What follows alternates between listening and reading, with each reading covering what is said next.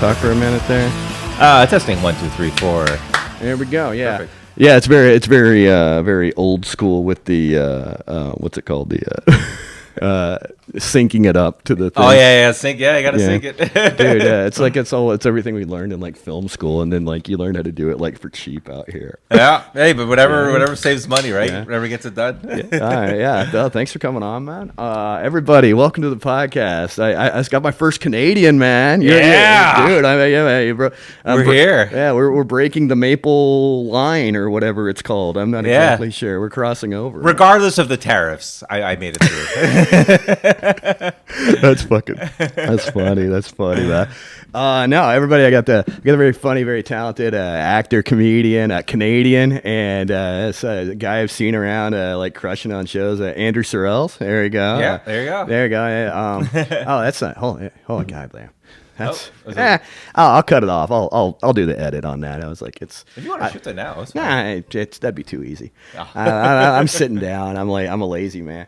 No, so man, I've seen you around town, man. You always like you have like such a crazy energy on stage, and you are just like you're like a rabbit on stage. You just go. I love it, man. You have such a unique energy compared to what I see in LA, where it's almost like kind of gothy, sad stuff, and you're like a fun dude to follow. You know what I mean? I tell, like, I've had people come up to me, audiences after shows. They're like, "You have a lot of energy. Like, you don't need to go to the gym, do you?" And I was like, "Nah, like I burn it all on stage." Nah, I just walk around and do people's podcasts, man. Yeah, that's it. Yeah. And like I've always had a philosophy of, if it's 4 people or 40 people or 400 people, like, you're getting a show. That's regardless, like. Yeah. And I fire on all cylinders, like I don't really pull back. I don't give too much, but it's always like, if you pay for a show, you're gonna get a show. Yeah, it's not hammy. I didn't mean it like that. Oh, yeah. No, I was just like, I've done a couple shows where we were like, I think Jackie's place, Jackie Gold, who I love, and then, or Hannah's, and where it was just like. So it's like all the girl comics have just started running their own shows now. Yeah, and you always bring it. It's always like it's a fun change of energy, man. I fucking love it, man. I've had to the point where sometimes it works for me, sometimes it works against me, because then people are just like, we need someone to start off the show with a lot of energy, and then you just look right at me, and I'm like, all right, guess I'm first. I mean, dude. Hell, yeah. I mean, you could bring that to like a 9 o'clock spot at the OR in the Comedy Store. And it could be like a thing for you. You know what I mean? It's just that kind of thing. It was just like we need someone to start it off really good. Like, set the bar. Yeah. I'm like, all right. Like, hey, everybody sit down, shut up, order your drinks, and enjoy the show. Exactly. That kind of vibe. No, I love it, man. It makes people sit up. Yeah. Yeah, exactly. Like, all right, now. Did you start down here? Or you start in Canada? How'd you? So I started in Montreal. I started in Montreal 24 years ago. Holy shit! Yeah. Man, I would not have guessed you've been doing stand up 24 just by your age. It's the whole black don't crack thing. I guess I don't know. Maybe it's the exchange rate. I'm 93. You started with Dick Gregory. He used to open for me. Yeah, exactly. I was the first African American comic. No, man. But yeah, October will be 24 years, and So I started in Montreal. I've toured across Canada. I've done the Calgary Folk Festival, the Natal Day Comedy Gala in Halifax. Yeah, and like most comics or like most entertainers in Canada, you either make it, you stay local, or you stay like. Yeah, hitting that glass ceiling. Yeah, and I'm just like, I don't want this. I mean, it was probably like good to learn and good training. And like I started out here in LA, and I felt like it was like Warrior Academy, because I'd go to my first open mic, and it'd be dudes that had made $1,000 on the road or whatever that week, and I'd be like, exactly. How do I get there? Yeah.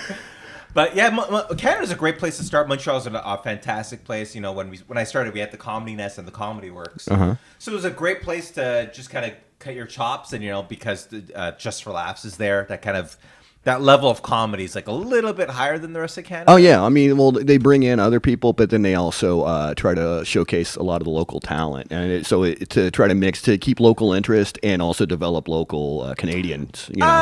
Just for Laughs, not really. No, oh, not really. Or has that changed? They don't really push Montreal acts a lot, not as much as Toronto acts or any. Okay. Yeah, they really pushes international and Toronto acts. Okay, I never knew. Yeah, local they don't really push them. They'll kind of give them like, oh, here's off GFL or here's ZFest and go off to the side. But like, it's rare you'll see like a Montreal act actually part of the festival. Oh, which is kind of frustrating, I'm sure. Yeah. I mean, I know there's been like so many like funny Canadians. I've always found like there's been it's like a whole Lauren Michaels, you know. I mean, just as the kids in the hall, the Lauren Michaels, you know, you got your John Candys, your Mike Myers, Carries, you know. Norm was my legend, you know. Norm, you know. But it's one of those things where I just felt. In like I at that point when I came out here 9 years ago, I came out here because I felt like I hit a glass ceiling. Yeah. In terms of like I can't go like I always say Canada's like a pyramid in terms of everyone starts off at the bottom, and the higher up you go, the less room there is at the top. There's less spots. There's less big theaters. There's less. There's only like the Canadian TV kind of thing or something. Yeah. Like there's only going to be like a Schitt's Creek. You know? Exactly. Yeah. There's only one. There's only one major show. You know. Yeah. Versus like, or even like for or I guess not Kim's, as many comedy clubs as well. Yeah. There's only like so many because I know there's like I don't know enough about Canada. I just know like there's like eight NHL teams, so I figure there's about like 8 or 9 major cities markets. Yeah. And it felt like if you want to move up, either somebody dies or they quit comedy or they leave Canada, and it's like I'm ready to move up, but it's like there's no room above me, so I'm like, let's go somewhere else. It was a really weird year. 3 Canadian comedians had their break lines cut. Finally I can headline. See you in Halifax, bitches. Make my $800. I know it's probably like a challenge. Like it's probably like taking a risk and rolling the dice. Yeah. Right? And then you came here whenever US got weird. Yeah, I got here a month before the 2016 election. So I got a month of Obama. Okay, all right. And then the election happened, and then everyone I know was like, you're coming here, but we're all trying to leave and go to Canada. Oh yeah, everybody was just like, oh, I hate him, I hate Trump. Yeah. They're just like, you sure you want to come here? And I was like, I don't know anymore. He was like, all right, I'll go back to Quebec. Yeah, exactly right. Yeah, I'll just get oppressed by a different government. Oh yeah, he's great. I got my co-host here, Pete's. Brandon's dog. This is the first podcast he's sat in on. He's already slopped some water. I don't think we heard it, but he's my Ed McMahon. He's my Andy Richter. He licks a little bit more than Andy Richter, I think. We just seen him behind a podium with like a little dog suits. Oh yeah. Nobody puts dogs in suits or anything like that.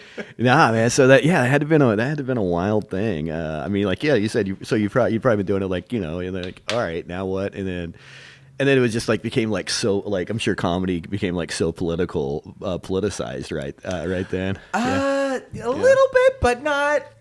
Yes and no. I mean, at least for me, it hasn't really changed much. But there's some comics who are just like, oh, I can't say this anymore. It's like, well, you really shouldn't be saying it in the first place. I mean, that's what you call a rug. That's not what you call a person, or whatever. Yeah, it's like I'm sure your comedy will be just as good if you just avoided saying the R word. Yeah, just write better. That's all it is, Yeah, there's a. I mean, I think there's always like. It's funny because like comedy is an art, but it's also like it's like a lot of us are just so like what can we complain about, And I find myself where I'm just like sometimes I just like I get lazy with stuff, and I'm just as bad as everybody else.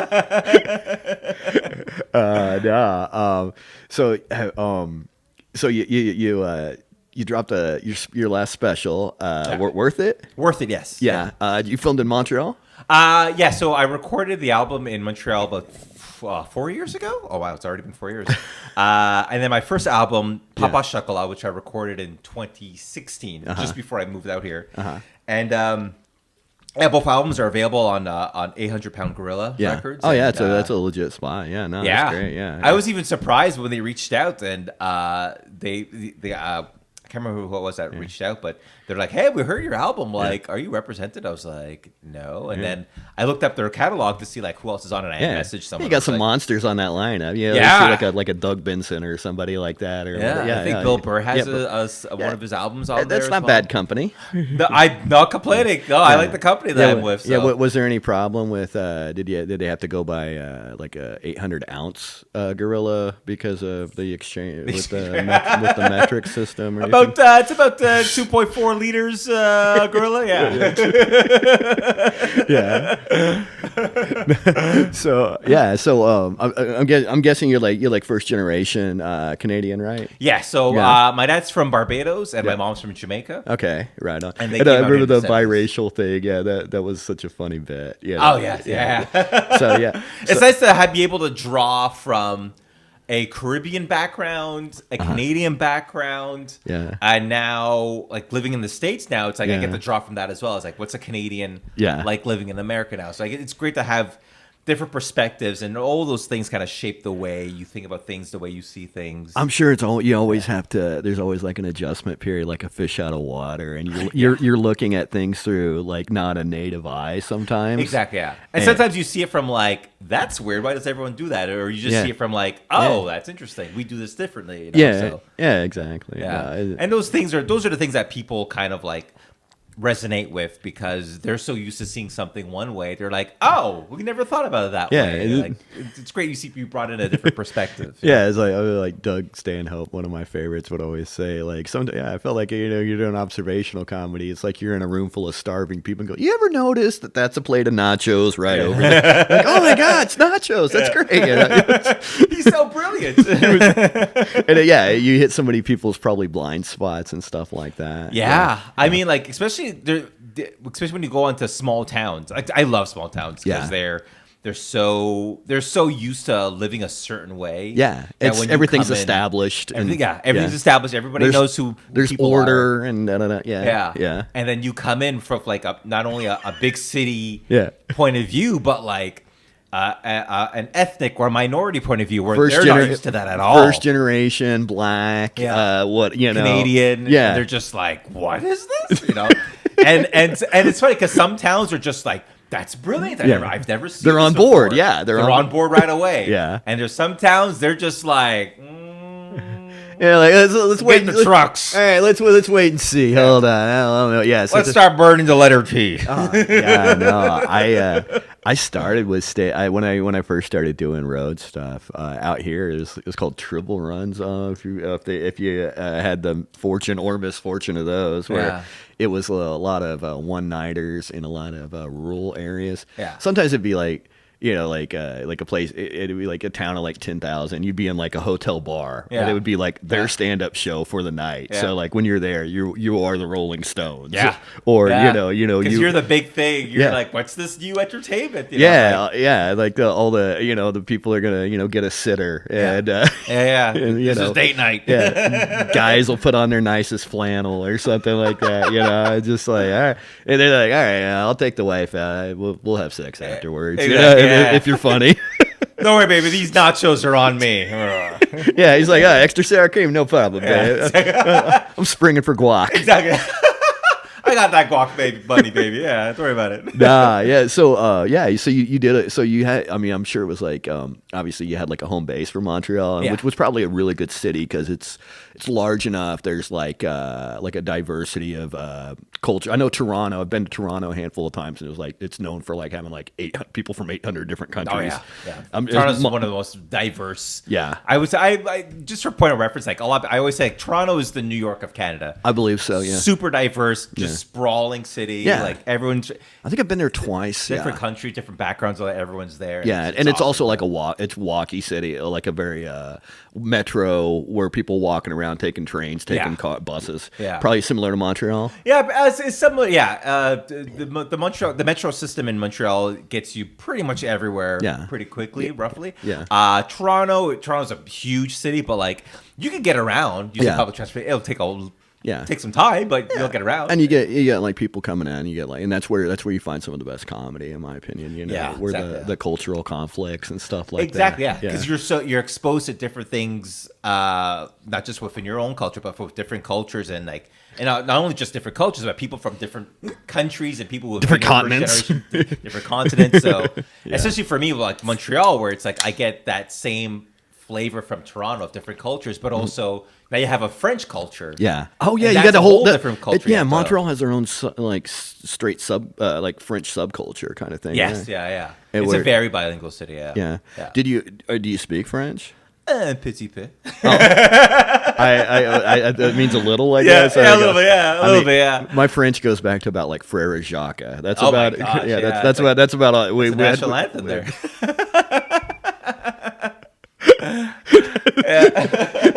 Before every baseball game, everyone just adds up. Frere Jacques, dormez vous. No, that's all I know. Is that you're bilingual. You can run for premier now. Oh yeah. Give me a freaking croissant, guys. Here we go. I don't watch enough hockey. That's the only thing I'm probably missing out on. Especially when I go back to I always go back for the holidays and. I don't get the obviously. You still got your folks up there. You still got your folks up there. Or? Yeah, my folks are still there. Yeah. My parents are there. My grandma's there. My okay. So you got some roots in it. Yeah. Oh yeah. All right. So I always try to go back whenever I can. Yeah. Sometimes I try to go back in the summer. You got to be careful. We may go to war with Canada, and you may be stuck, bro. Which war is in America in right now? Yeah. Jeez. I mean, we've won the Iran war 27 times now since it started. Yeah, that guy's a silly goose, man. Yeah. You could say it. I'm still on a visa. So I don't want to get. Say it. I'll just nod. All right, this is me saying this. You can't say you want to drain a swamp, then move to Florida. It's what that's all. And then. Andrew's not saying anything. This was Matt Lewis that said this. To my immigration officer, I am just acknowledging that what are you saying? That doesn't mean I'm agreeing. He didn't want to interrupt, so he just he's very polite Canadian. He's doing the Terrence and Phillip head bob thing. Here we go. Now, is there anything in like Canada that they've like been offended where we mock them or anything like that? Or? Funny enough, Just for Laughs is happening next month, in July. Yeah. And it's always, to my chagrin, I guess. Yeah. Where I see a lot of comics come up to Montreal to do the festival. And then they get on stage and they're just like, y'all don't have any black people here? And I'm like, you walk from the hotel to the venue. They may not have seen you. Yeah. No. I'm right on the corner. But just fucking with you. Yeah, but it's so weird how it's like they don't venture out, and it's funny because a lot of comics will get on stage and they'll say that, thinking it's gonna get a pop, and the audience just kind of looks at them, just kind of like, I heard it before. We have Côte Neige, we have NDG. Like, have you not traveled from the lobby of your hotel? Yeah, they got like ethnic neighborhoods or whatever. You know, you can get like some Ethiopian restaurant or something like that or whatever. But they think just because they walk from the hotel room straight to the venue, they're just like, I don't see any black people here. Nah. And the audience is just kind of like, move on. Like, all right. Next. Or they'll get on stage and it's like they'll go into a bit and then they'll stop and they'll be like, Do you guys have McDonald's? Do you guys have McDonald's in Canada? You guys have McDonald's? Okay, and you do? Okay, cool. And then they'll go on and they'll be like, I was driving 3 miles the other. Do you guys know what miles are? And it's like, we know. Yeah. Like just. Oh, like it's forced with that kind of thing. It's forced because they think it's like there's some things that we don't. We may not have it. Yeah, it sounds kind of. We know what it is. Sounds kind of condescending. It's very condescending. Like it's like, hey, we know where we're at. We know. Yeah, we know what's going on. We're not. Yeah, this isn't like some little village in the north of Poland or something like that. Exactly. Yeah. We get all your media. We get all your shows. Like we know we may not have Buc-ee's, but we kind of know what it is. Yeah, they probably got their own kind of thing or something like that. And it's funny. Like they'll get on stage and it's just like, and the audience just kind of like. You can kind of see them kind of roll their eyes and kind of be like, we know what this is. Like, I had one experience like that where it's so similar. Well, not similar, but not the. But I did a show in like Fort Collins, Colorado. It was right after they had legalized marijuana, and I'm a enthusiast. Yeah. And my buddy was just like, just because he goes to the local comedy shows. He was one of my buddies from high school. He's like, just don't start with the weed shit. And I was like, wait till they hear mine. And it was just like, and they were just like, mine's different. Trust me. No.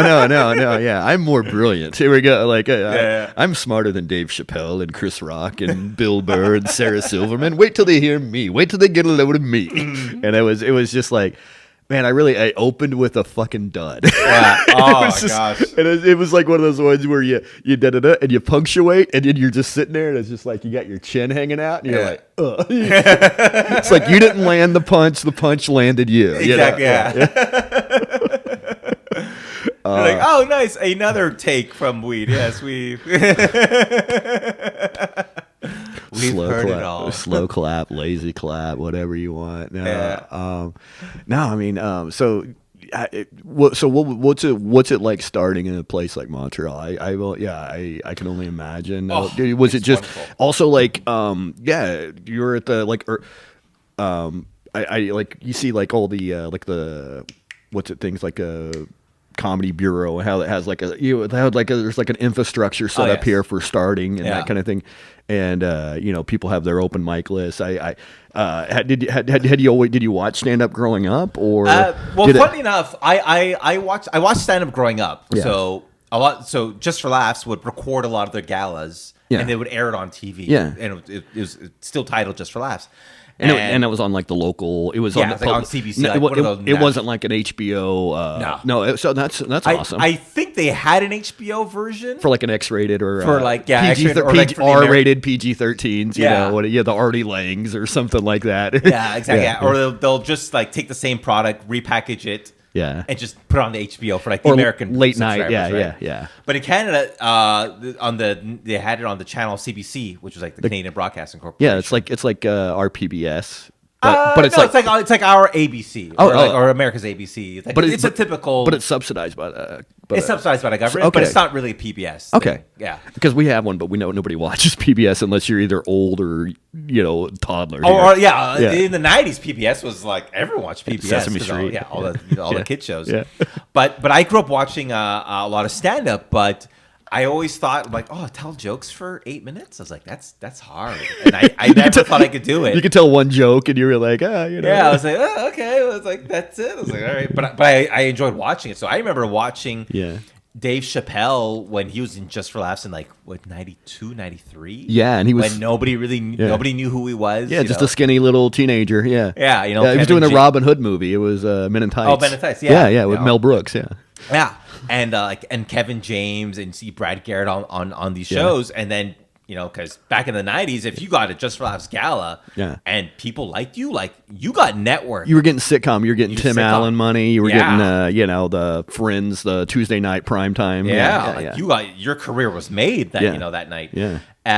So I watched it and I was like, I can never do this. And then for people that don't know, JFL was like the gatekeeper. The gatekeeper. Yeah. It was like the testing ground for in the showcase for big comedians. Some people don't know as much inside. I just didn't mean to fuck up your. No. But you're right. You know, like it was that or late night. Yeah. You know, and if you got late night, chances are you were eventually did Just for Laughs. The Johnny Carsons, the Lettermans, or exactly. Yeah. So Kevin James, Brad Garrett, you got to see these kind of guys. Yeah. Before they were famous. Yeah. And I always thought like, I could never tell jokes, and it wasn't until a buddy of mine dared me to go up on stage because I was in high school and I was doing like celebrity impressions. Yeah. And you have a enthusiasm, and a showmanship about you. So I'm sure even when you were younger, it was probably pop. I was still I was still like the class clown, like between me and this guy named Patrick in elementary, and then I did like drama class in high school. So it was like me, Ryan, and Steve. Ryan and Steve. Like we were like the funny guys. The little threes, the Three Stooges of the elementary school or middle school or high school. And like we just crack jokes because it was drama class. We'll have fun. Oh yeah, that's what you're supposed to. Yeah. And this guy named Marius, who we were starting John Abbott College together in the fall of 2002.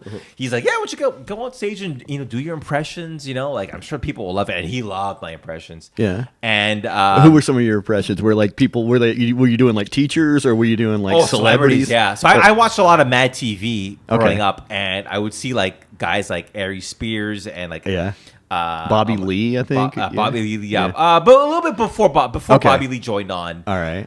Phil Lamar, Deborah Wilson. Who was the guy who had the baby, the Michael something like? Michael McDonald? Yeah, he was. Yeah, when I was watching, he just joined. Okay, Deborah Wilson, yeah. And like I would watch these guys, and I was like, Mo Collins, these guys are hilarious, And so the first thing I thought of for this drama class, we had an assignment where we had to think of a product and sell a product to the class. Oh, like you're running your own pitch. Yeah, and I was turn you into commercial actors. Exactly. Yeah, it's like they were ahead of the game, bro. They were probably just like, yeah, do the pitch and now just throw the line away. Just throw the line away. Just say it. Just throw the line away.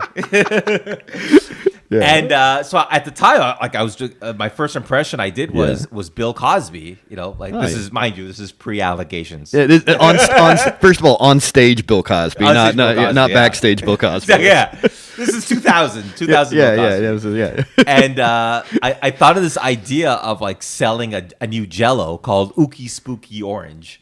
For Halloween, for Halloween, and I get on, the class started, and then like I come up from the back with like a sweater, and I'm just like, if you're doing Cosby, you gotta wear a funky sweater. You gotta wear a funky sweater, and I came out, and I'm just like, hello kids, how's it going? I got the new Jell-O pudding pop, Ookie Spooky Orange, like out for Halloween, doing the whole spiel, and then like I remember I stopped, like I got to the end, and then the whole class was clapping. Oh, yeah. Crushed your first bit, man. Yeah.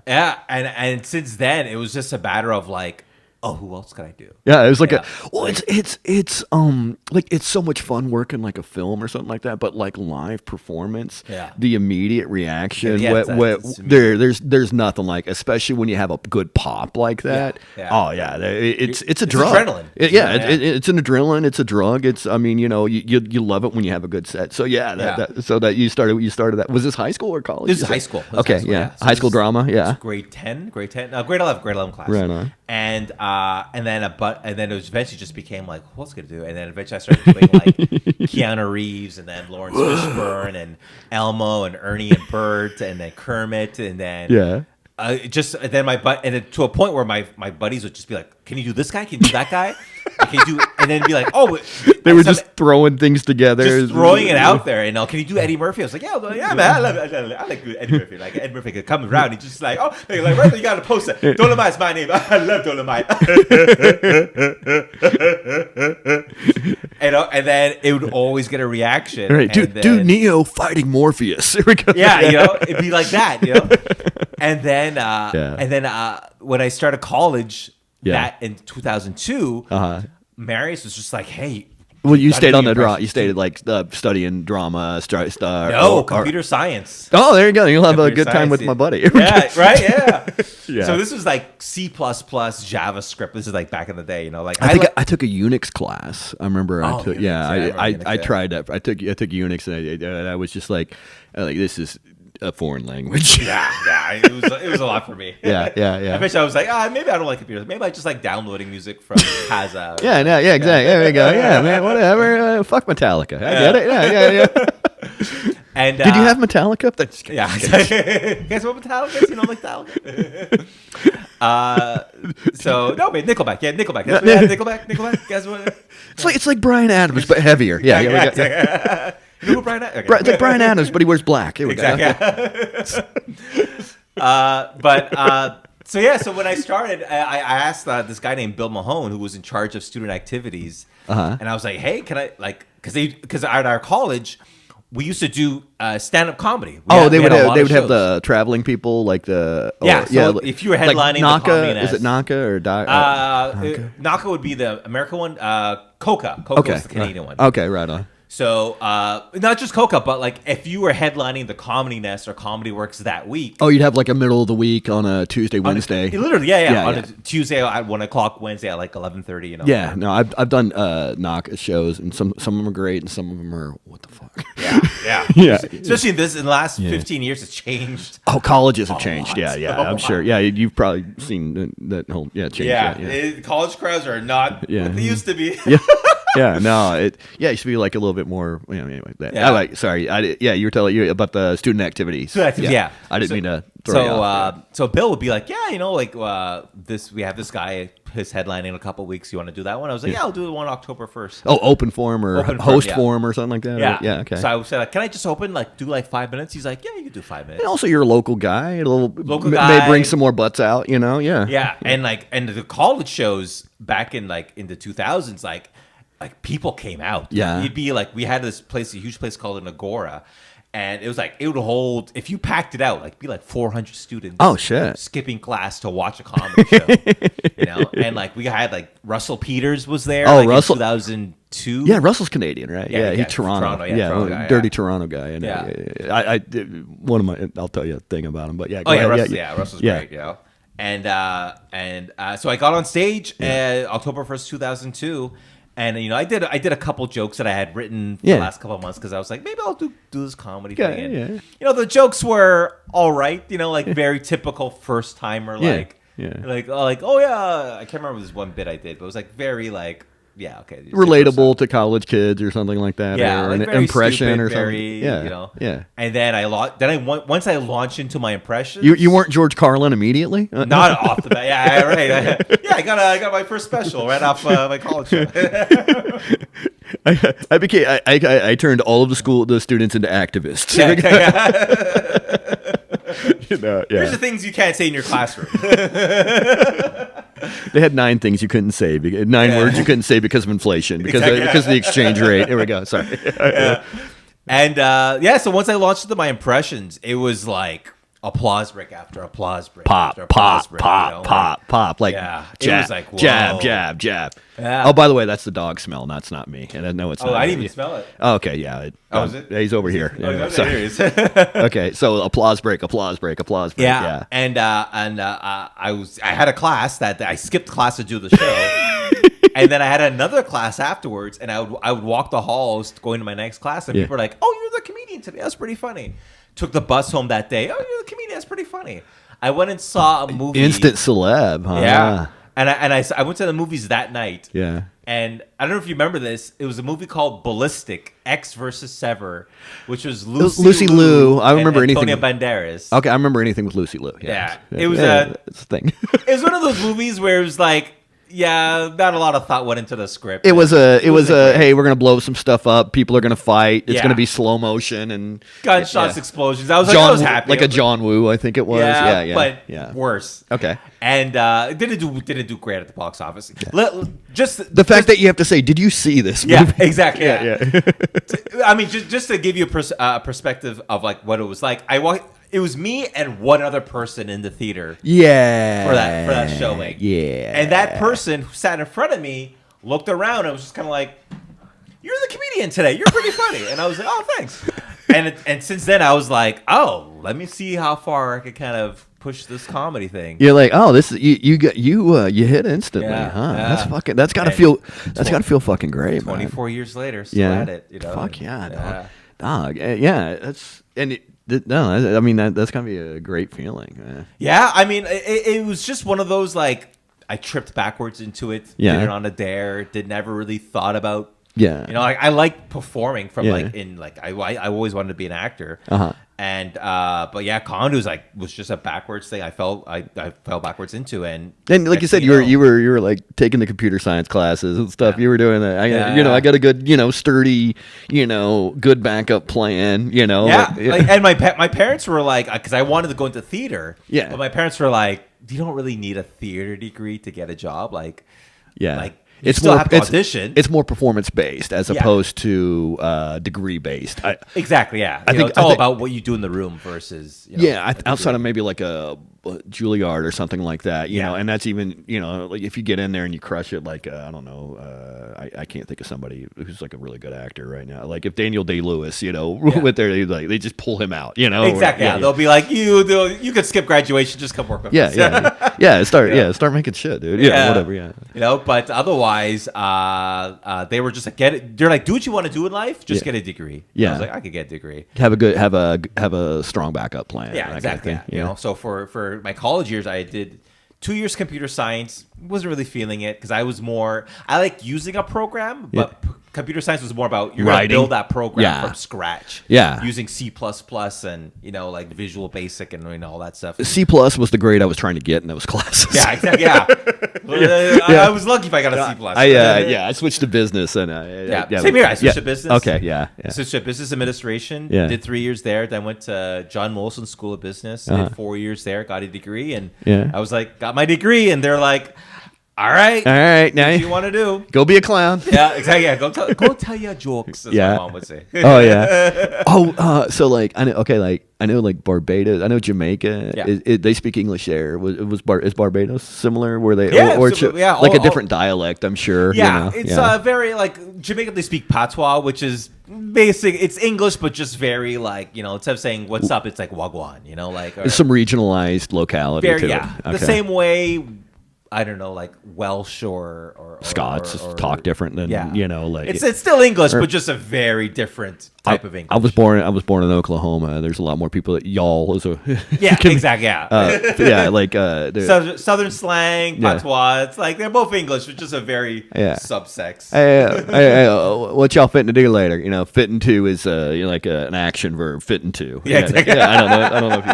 Yeah, it was just. We took the verb fit and into. And we could fitting. What y'all fitting to do later? Huh? So there's probably like some of that where. Yeah. I mean, I know a bit of patois, but I can understand it more than I speak it. Yeah.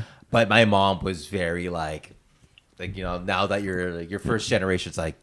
Yeah, you go to school, you're gonna speak English. Yeah, like she was not like into like and not really embrace the culture, but more of like, yes, you have a Jamaican background, but don't speak that patois shit around. or she wanted you to have every opportunity. I think probably in Canada, and didn't want you to. It's like, there's a reason why we left. Well, she didn't want you to miss out on any opportunity, probably. So it was coming from a good place. I'm sure. Exactly.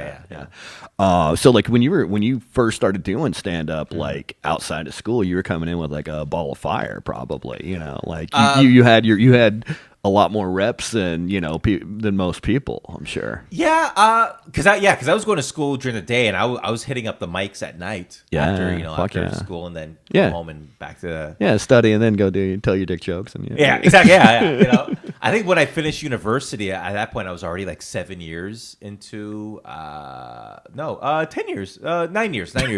Yeah, the exchange rate.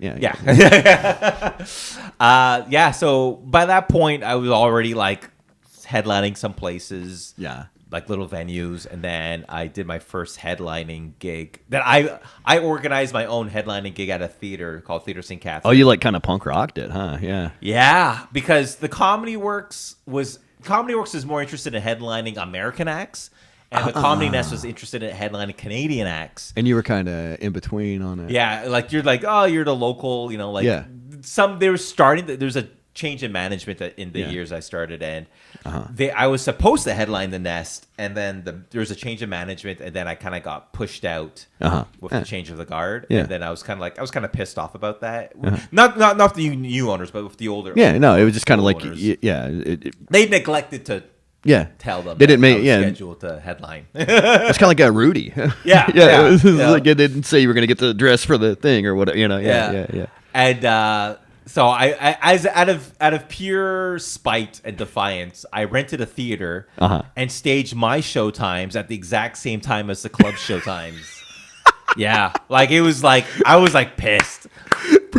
So what I did was so it was a Thursday the clubs would have like a Thursday 8:00 or 8:30 show, then a Friday 8:00 10:30 show, and I put my shows at the exact same time as their shows, and I was like, I am going to sell this out, and I sold out 5 shows. Fuck yeah, you got to use the business side that you went to school for and shit. Yeah, and like I was like, and my shows was probably like had 120 people, 100. Bro, you were people a show. Oh man. I mean, you probably using your network, because you were in touch with so many of the young people and that kind of thing, and because I've done a lot of the schools and fellow students I went to school with, my friends I went to school with, people I knew, and also I'd done a lot of shows for Italian crowds, Greek crowds. Yeah.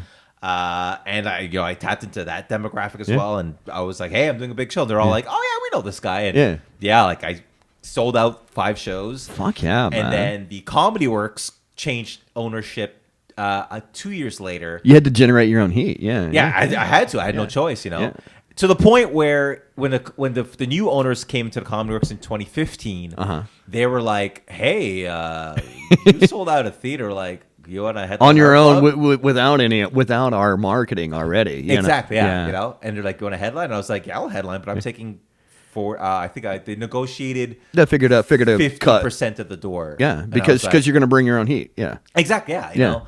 And at the time, the club was still newish, but it wasn't really doing that. They haven't had their marketing list going yet. That kind of thing. Yeah, and of course, did 5 shows, sold out all 5 shows at the club. Yeah. And then 2016, when I said, okay, I'm gonna come out to LA, I'll do another 5 shows as my last shows before I head off to LA. And then another 5 sold out shows. Yeah. What would it be? Is it au revoir?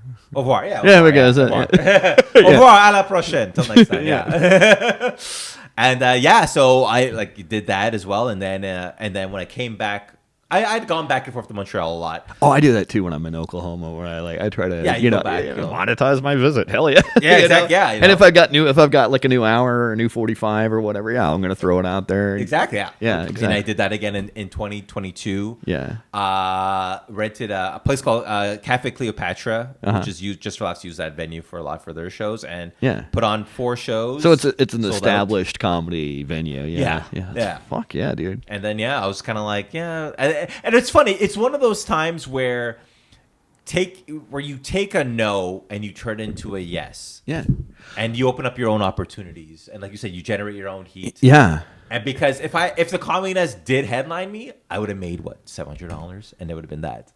and that would then that would have been it, but because I did a theater, generated my own people, my own crowd, your own email list, your own email social list media. I don't know. Was this pre-social media? Probably. This is on the cusp of Instagram was this is 2013.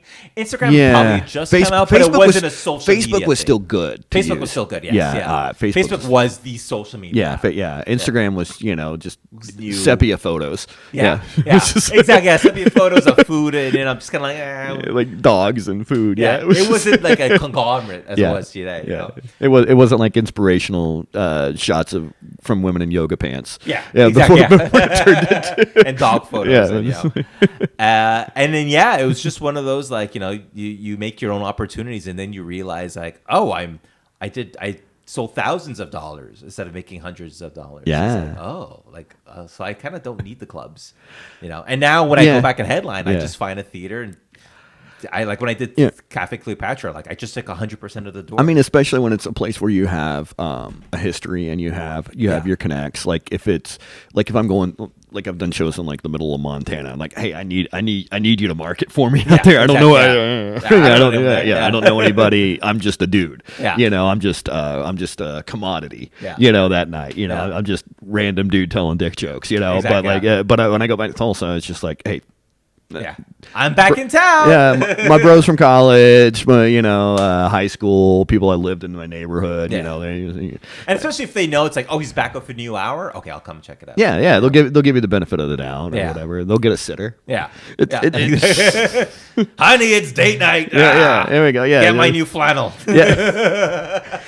Or we can watch the Lifetime movie where the husband murders the wife later. We can put that one on hold for a night. PVR it.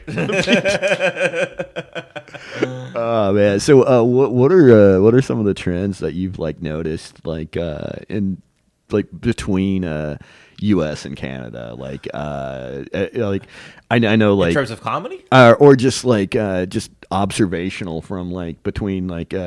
I know, like you've been here for most of the Trump campaign, and then Trump. It was Trump and COVID, basically. Yeah, exactly. You've been in LA for, so it's been a very weird time. Your US time, you know. But I mean, for the most part, like material wise, no difference. Yeah, you know, like the only major difference is I feel like in Canada you could kind of joke more political. About political stuff versus here where it's kind of like you could joke about political as long as you're in the major cities. Like if you go to the small towns, it's like they're like even if your material is right wing, which is that demographic, you're just like don't, because it just divides an audience and they're just like, or they know each other, and then that's one thing about like a bigger city where not everybody knows each other, and it can be like a little bit more I feel open, as opposed to like I've done that. If you don't mind, I remember it was where I realized I don't want to do small shows anymore. It was the day Trump got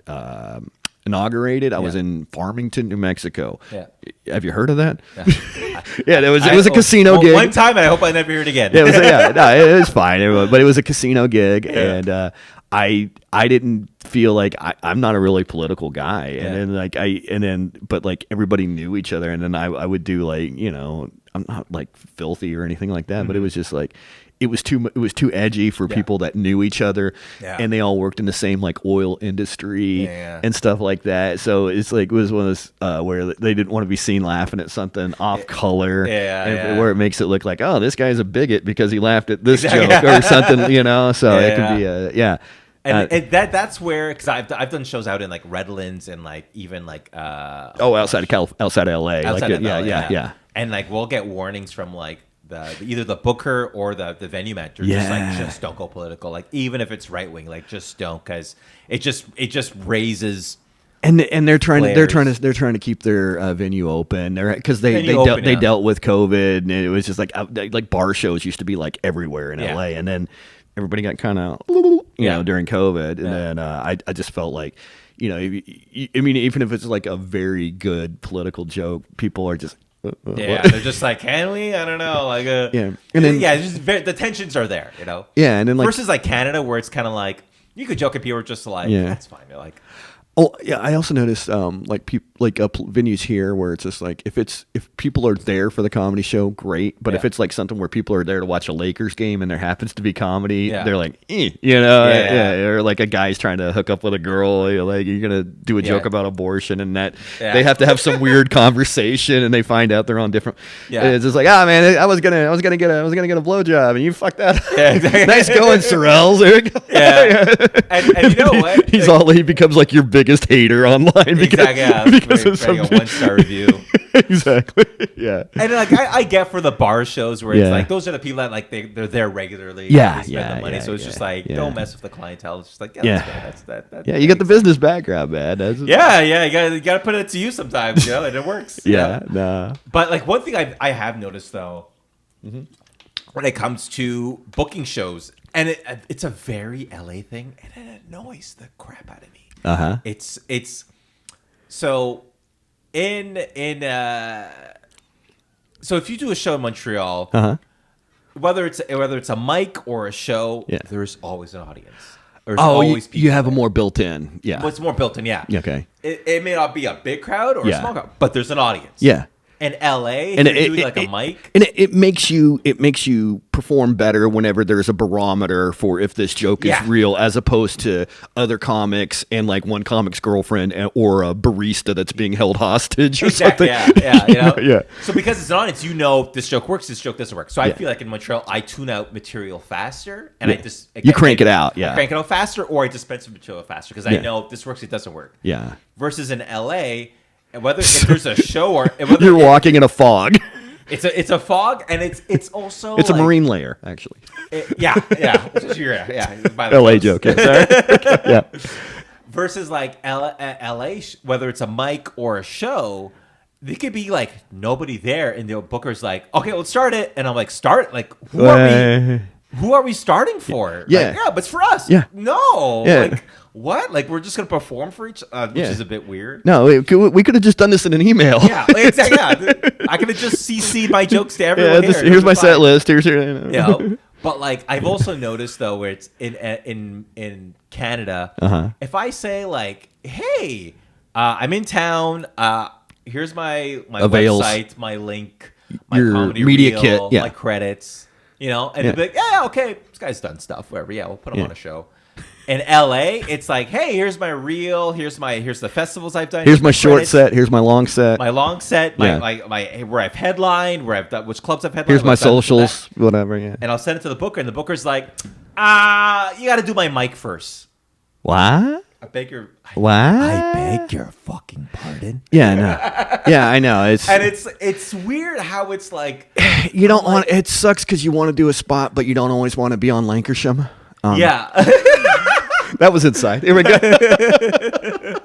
Yeah. And it's weird. Like, and I get it. Look, if you're a booker, I get you want to have control of like who gets you on your show, who gets on your show. Yeah. But also, it's like, look, man, if I'm coming to you professionally, of like, hey, I'm a legit. I'm not a clown. Yeah. Like, this is what I do for a living. Yeah. And you're like, you got to do my mic first before I book you on a show where I'm not going to pay you performing for 3 people. And I'm like, dude, don't. Yeah. Keep your show then. No, keep your first. I had to learn that too.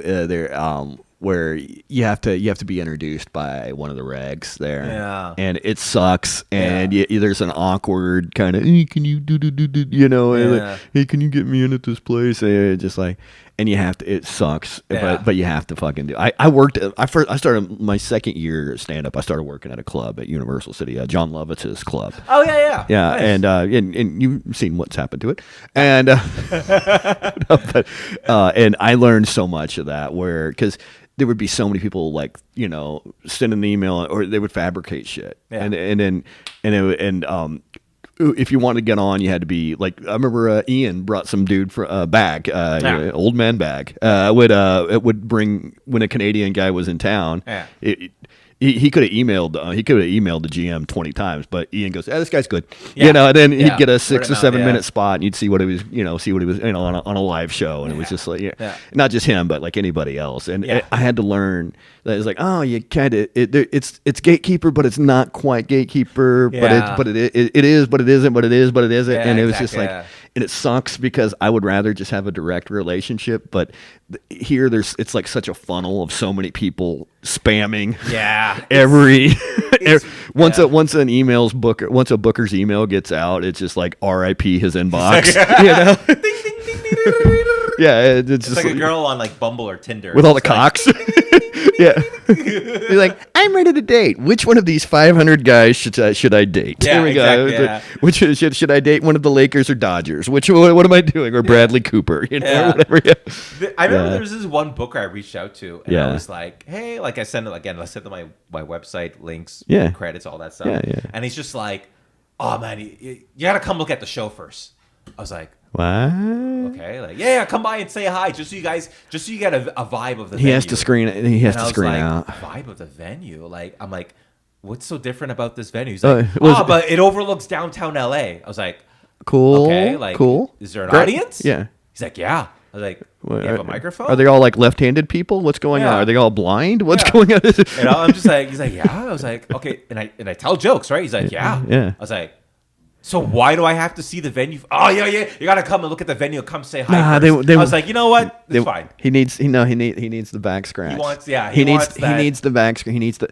I don't play that game. Yeah, guy. And you know what? Like, here's the thing. Here's why I don't play that game. If he would just say, "Hey, I need my back scratched," it would be different. But he has to go left-handed around it to say that he needs his back scratched, and he needs to feel the. He wants to feel important. Yeah. He wants to feel like a gatekeeper, and I was like, don't play that bullshit. Yeah.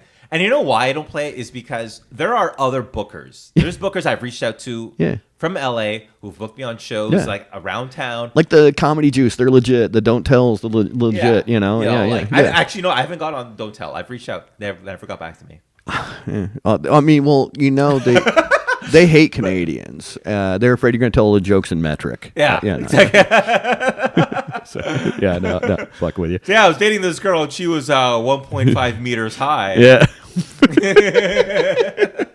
What is that? You guys have meters? You guys have meters? You guys have meters in America? Turn it around on it. There you go. Yeah. How do you like this? But there's people like I've reached out to some clubs in the States, bookers who have booked shows out of town in LA who pay. Yeah. There's an audience. Legit. Yeah. There's bookers in Canada. Not crazy. Not psychopaths. Yeah. Who I again sent that same message. Of book credits, emails this, and they're like, "Yeah, great. Yeah, we'll have you. We'll have you headline." Yeah. It's like, so I sent to that guy. Yeah. He treats me with respect. Yeah. But this guy in LA, who's gonna book me on a show for 5 people, and it's free, pay me in a drink ticket, but I gotta go through him and I gotta scratch his back. Like, no, it can be frustrating as hell. It can absolutely be frustrating as hell. And you're not wrong, but no, it would drive you like the people they're like Hannah and Jackie. They're like, oh yeah, he's funny, exactly, or like great. And like one of they probably did a show with somebody, and you're like, oh yeah, he's a monster, fucking yeah, great, whatever, and it's I mean you've seen the movie Kiss Kiss Bang Bang. It was like a Robert Downey Jr. It was the one. Yes. It was just like talked about like all the normal people. If you took a map and like shook it, and all the normal people fell off, all the crazy people held on. That's what LA is, and it's it's just like you have to have a dream, and you have to be a force, but it's also like. You also have to have people. So many people lose perspective because they get in their own echo chamber, and they're like they get surrounded. And it's nice to have people kiss your ass. I won't lie. You know what I mean? It's just like like whenever you go do a set and you crush. You love that feeling. That's how they want to feel. They want to crush with their club. Yes, they want to crush the club, but they want to crush. Knowing they want to crush your spirit. He got it because of me. They want to be kingmaker. They want to, tastemaker. Yeah. They want to be like I discovered Searles. Yeah. Here we go. I allowed him in. Yes. He was telling jokes at a coffee shop in Van Nuys before. He was nothing before me. I got him on that show. Yeah. It was he would go up while they were making frozen cappuccinos, and they would grind the ice during his punchline. You ever meet a girl and she says? It's like, I'll wait. And I brought him to Sherman Oaks, and now he is a monster because of me. Yeah. And those are the times where I'm like I've been doing this like at 24 years. I've been doing this. Yeah, you've seen it all, bro. Yeah, I may not be like on late night or whatever, but it's like, but I still have a certain professionalism that I carry myself with, and I was just like. I'm like, it's just like there's some things where I'm like, I'm not gonna do that. Yeah, I've been doing this long enough to everything you need is in that message. You don't want to look at it, fine. Or if you have any questions, if you have a question, ask me. I'll answer. If there's something I may have missed, whatever. I'm not above it, whatever. Exactly. Yeah. And there's one guy I messaged a couple days ago where I was like, hey, send a message, and he's just like, yeah, could you send me a reel? And I was like, yeah, the reel's in the message. He's like, oh, it's okay, I missed it. I was like, oh, good. Yeah, that's fine. And that's fine. That's gonna happen. If you book me, that's fine. Yeah, exactly. But if you think I'm gonna bend the knee, all right, you're not for a drink ticket. for a drink ticket and parking, no. Yeah, exactly. For a drink ticket and $15, we'll see. Yeah, exactly. Fucking with you, man. Dude, where can tell people where they can find the specials? Oh yeah, they go on my website, andrewsearles.com. Searles. I did spell it correctly on the thing, right? Where's it? On the white one. On the white one. Okay, there we go. Yeah, right there. All right, cool. I looked. Yeah, I think I did it off your website. Oh no, you nailed it. This guy. Yeah, there you go. I'm from Oklahoma, but I've spelled a few words. I spelled the words. Yeah. Sorry. Well, Searles, what I fitting into? Yeah, so we fit in the spell it right. And so Andrew Searles, Searles. Searles, yeah. Okay, you've spelled it more. There's pictures of my albums, or you can go on 800-Pound Gorilla. Yeah.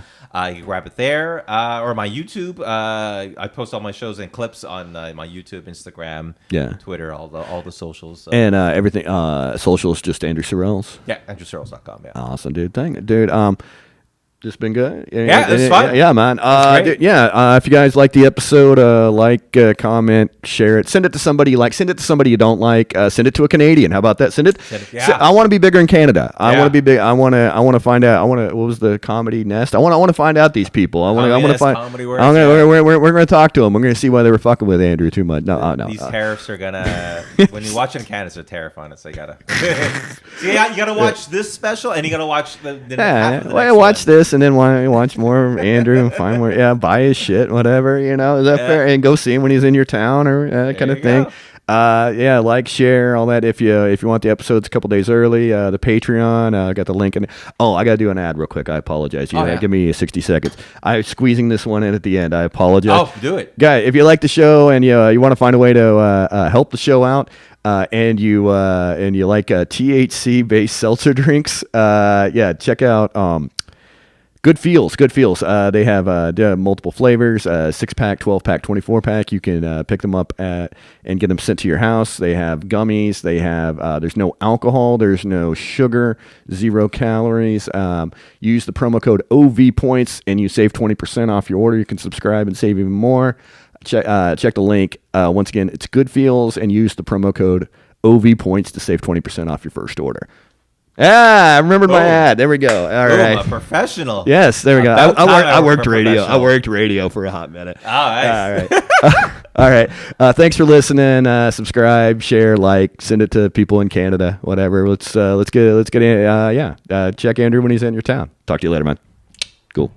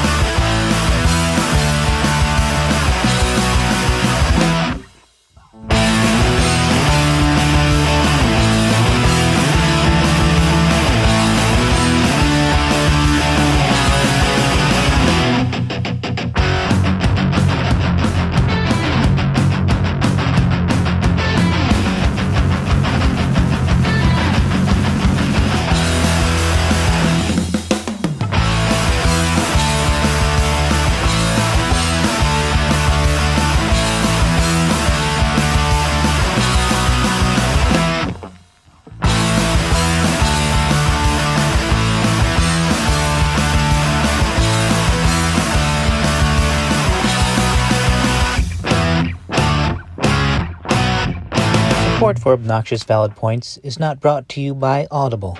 Audible, are you too stupid to read a book? Have one read to you. You'll find no books or mentions of books at patreon.com/OVPoints.